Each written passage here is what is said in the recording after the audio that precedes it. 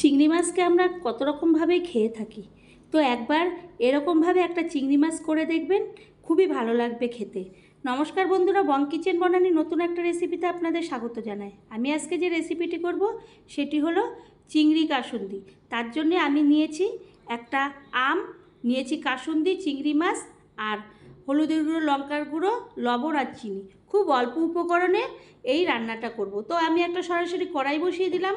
কড়াইতে আমি এটা সর্ষের তেলেই রান্নাটা করতে হবে, কারণ কাসুন্দি আছে, আম আছে।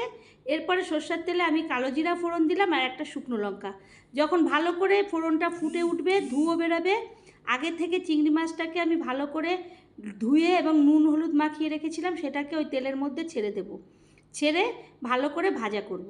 তো চ্যানেলটি যদি এখনও সাবস্ক্রাইব না করে থাকেন তো প্লিজ সাবস্ক্রাইব করবেন, লাইক শেয়ার কমেন্ট করবেন, পাশে থাকা বেল বাটনটি টিপবেন, তাহলে যে কোনো রেসিপি আপনাদের কাছে আগে পৌঁছাবে। এরপরে একটা ছোট হাতা দিয়ে আমি ভালো করে চিংড়ি মাছটাকে ভাজা ভাজা করে নেব।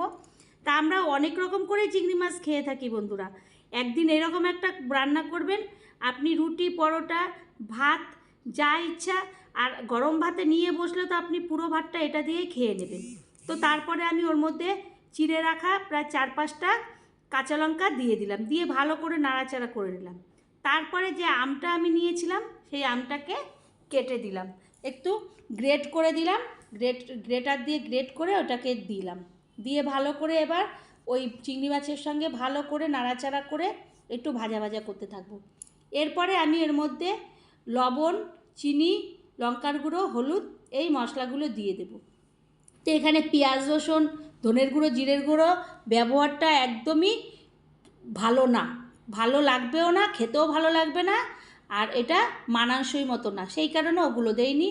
এরপরে আমি ভালো করে মশলাগুলো দিয়ে কষাতে থাকবো এবং চারিপাশে একটু আমের জন্যে চারিপাশটা লেগে যাবে। তো কষানোটা আমার প্রায় তেলটা ছাড়তে শুরু করেছে, আর আমি চারপাশ দিয়ে আমি কাছিয়ে সমস্ত মশলাগুলোকে এক জায়গায় নিয়ে নিচ্ছি। এইভাবে আমি নেড়ে যাচ্ছি, এখানে আর জল ব্যবহার করব না, শুকনো শুকনোই হবে। এরপরে যে মেন উপকরণ কাসুন্দি, সেটাকে আমি দিয়ে দিলাম, দিয়ে আবারও নাড়াচাড়া করব। তো বন্ধুরা, একবার হলো এরকম আম কাসুন্দির একটা চিংড়ি মাছ রান্না করে বাড়ির সকলকেও খাওয়াবেন, নিজেও খাবেন, দেখবেন খুব অল্প সময় অল্প উপকরণে এত সুন্দর খাবার আপনার কাছে সবাই বারবার খেতে চাইবে এবং আপনিও রান্না করার জন্যে খুবই খুশি হবেন। তো তারপর দেখব আমার রান্নাটা হয়ে গেছে, আমি তখন একটা প্লেটে ওটাকে সার্ভ করে নেব। তো আমি এই রান্নাটা কিভাবে করলাম আপনারা একবার হলেও বাড়িতে করবেন এবং করে খাবেন, দেখবেন খুবই ভালো লাগবে। আর ভালো লাগলে আবারও কোনো নতুন একটা রেসিপিতে দেখা হবে। ততক্ষণের জন্য ভালো থাকবেন, সুস্থ থাকবেন, ধন্যবাদ।